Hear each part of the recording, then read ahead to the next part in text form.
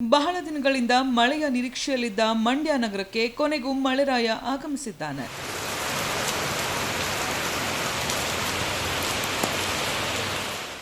ನಗರದಲ್ಲಿ ಸುಮಾರು 1 ಗಂಟೆಗೂ ಹೆಚ್ಚು ಕಾಲ ಧಾರಾಕಾರವಾಗಿ ಸುರಿದ ಮಳೆಯಿಂದ ರಸ್ತೆಗಳು ಜಲಾವೃತವಾಗಿದ್ದು, ರಸ್ತೆ ಬದಿಯ ಚರಂಡಿಗಳು ತುಂಬಿ ಹರಿದವು.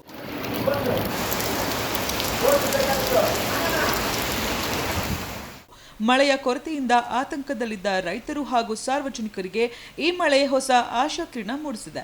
ಬಿಸಿಲಿನ ಬೇಗೆಯಿಂದ ಕಂಗೆಟ್ಟಿದ್ದ ಜನರು ಮಳೆಯ ತಂಪನ್ನು ಸಂಭ್ರಮದಿಂದ ಸ್ವಾಗತಿಸಿದರು. ಆದರೆ ಸಂಜೆ ವೇಳೆಯಲ್ಲಿ ಸುರಿದ ಭಾರೀ ಮಳೆಯಿಂದ ನಗರದ ಪ್ರಮುಖ ರಸ್ತೆಗಳಲ್ಲಿ ನೀರು ನಿಂತ ಪರಿಣಾಮ ವಾಹನ ಸವಾರರು ಹಾಗೂ ಪಾದಚಾರಿಗಳು ಪರದಾಡುವಂತಾಯಿತು.